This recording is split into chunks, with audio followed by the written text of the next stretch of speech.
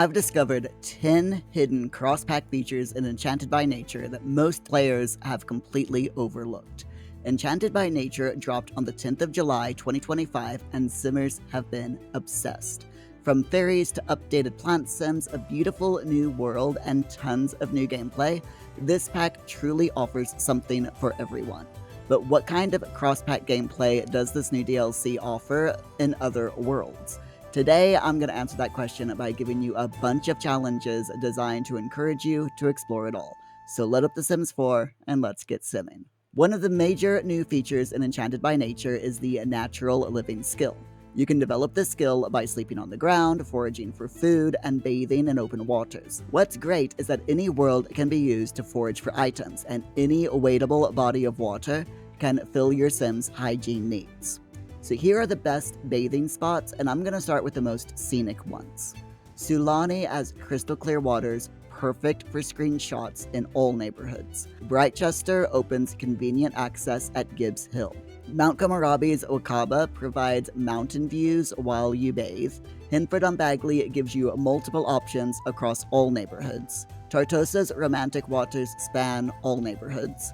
Meanwood Mill gives you that mysterious forest vibe. Copperdale's Plumbite Cove is a fantastic teen-friendly spot. Chestnut Ridge at Galloping Gulch if you want the western aesthetics. Tomarang's Ko Sapa for tropical vibes. Ciudad Enamorada's Vista Hermosa for romantic bathing. Ravenwood's Whispering Glen and Morning Vale for gothic atmosphere. And finally, Nordhaven across all of the neighborhoods gives you that perfect Nordic charm. Here is your first challenge, Simmers, and it's easier than you think. It's a bathing challenge. Simply travel to each world and bathe in a body of water somewhere in that world. Easy, right?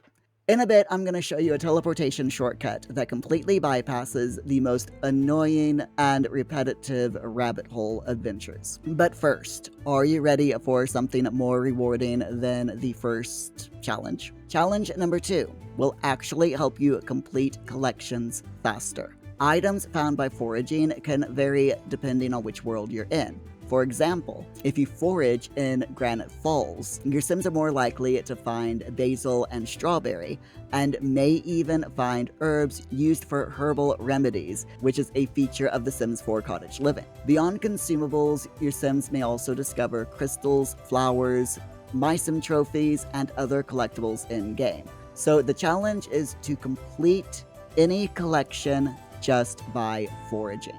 Now, which world do you think has the best foraging items? Let me know down in the comments. Have you tried the teleportation stone yet? It's a game changer. With 1 or 2 pieces of fairy dust, your Sims can travel to any of the hidden worlds available in The Sims 4. You can find this teleportation stone in Innisgreen's new neighborhood of Everdew. Both Sylvan Glade and Forgotten Grotto from the base game can be accessed here without needing to go through their prerequisite tasks. And if you have other DLCs, then you've got access to their hidden worlds as well. For example, if you have Get to Work, you'll be able to take your Sims from Innisgreen to Sixum in the blink of an eye instead of having to go through the scientist career or building a rocket. If you own The Sims 4 Realm of Magic, you'll be able to use the Portal Stone at Innisgreen to visit the Magic Realm, the hidden world belonging to spellcasters. Just a heads up though, fairies are not particularly kind to spellcasters, as they believe that spellcaster magic is unnatural. Finally, if you have Snowy Escape, you'll have instant access to the peak of Mount Komorabi with no mountain climbing needed. So if you haven't guessed, your third challenge is to travel to all of these hidden worlds using the teleportation stone. So as a fairy, 2 of the abilities that you can unlock in this new DLC are the Nurture Nature and Warm Force Gain abilities. Nurture Nature lets you heal suffering plants and animals at the cost of a small amount of emotional force, while Warm Force Gain allows you to receive emotional force from positive interaction with animals. This includes cats and dogs from Cats and Dogs Pack, chickens, cows, and llamas from Cottage Living, and horses, mini-goats, and sheep from Horse Ranch. So your fourth challenge is to make an animal sanctuary with at least one of each animal. take care of their needs, and heal them when they're sick. And of course, by doing so, they will help you by giving you a little bit of the emotional force that your sim needs as a fairy. So I'm going to reveal the most profitable cross-pack combination that 90% of players completely miss. The Businesses and Hobbies pack introduced Pottery and the Pottery skill to The Sims 4. With the Pottery skill and kiln, your Sims can craft 2 pots for the planted pots included in Enchanted by Nature. There's the ceramic tabletop plant pot and the terrace sphere tabletop plant pot. You can even repair them if they break and apply kintsugi designs. So your 5th challenge is simple. Make these pots, glaze them with all 12 different options, and use them to create your own indoor plant collection. As an extra challenge, keep making them and sell them using the shop displays from Businesses and Hobbies. And speaking of business opportunities, if you're like me and you love making simoleons in The Sims 4, you will want to pay attention to this next part. The business opportunities are incredible in Enchanted by Nature, and I'm going to show you exactly how to set up the most profitable fairy business. You can now use fairy abilities and craft apothecary elixirs to your business activities that you want your customers to do. Plus, there are 7 new target customer criteria to choose from for your business. We have Naturopath, which is a career category, Fairy, which is an occult category, Disruptive, Mystical, and Plant Lover, which are all trait categories, and Apothecary and Natural Living for your skill categories. Now, another feature of the Businesses and Hobbies pack is the ability to teach classes and hold lectures using the lecture whiteboard.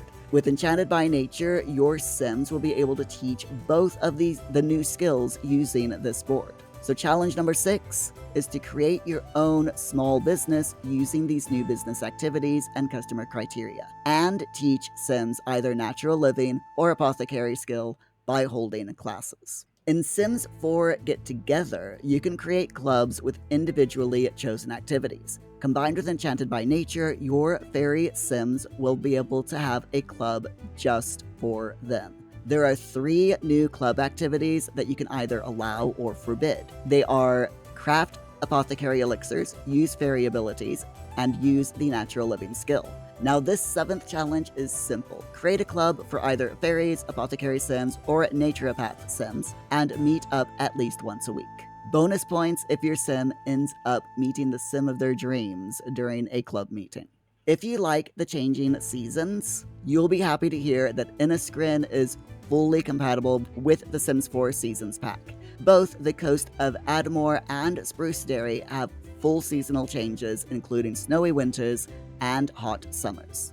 But if you hate dealing with temperature extremes, Everdew has its own seasonal cycle, similar to Magic Realm and Ravenwood. This means the weather there is always temperate, so your Sims will never get too cold or too hot. Challenge 8 is to simply live through all 4 seasons in Inniskrin while leveling up your natural living skill. If you have the Discover University pack, getting the biology degree with physics or a psychology degree will give you a leg up on the new career. Physics will allow you to instantly join the apothecurist branch, and psychology will instantly put you into the lifestyle coaching branch. Enchanted by Nature also gives University a new elective class, Apothecary Elixirs, Art, Science, or Magic. For your 9th challenge, you'll be heading to University. Study one of the 2 new degrees, take the new elective class, and then start your apothecary career strong. If you have Realm of Magic, Werewolves, Island Living, or Vampires, you may notice that fairies react differently to each occult type in the game. For example, fairies tend to not get on very well, understatement of the year, with spellcasters. On the other hand, fairies love werewolves and can soothe them, bringing their fury down to 0. They can remove vampirism from vampire Sims, and can hydrate and top off the needs of mermaids and plant Sims. Enchanted by Nature also introduces a new fear, the fear of magic, which makes Sims feel unsettled by magic or even paranoid when near spellcasters and other occult Sims. For our 10th and final challenge, we're creating the ultimate supernatural household. one which contains one sim in each of the occults: fairy, werewolf, vampire, spellcaster, mermaid, plant sim, alien, and ghost. Try to get them all to be friends with each other, and good luck. I think you might need it. So if you're ready to try these challenges yourself and want to support the channel, please use my creator code MurelySims when purchasing anything from the EA app. It helps me to create more content just like this. I get 5% of everything that you purchase in the app, and it is a great way to support what I do here. Special thanks to my paid members who give that little bit extra support each month. If you'd like to join them, please click the join link in the description of the video. Finally, if you want to see some Plant Sim gameplay, click over here to watch it.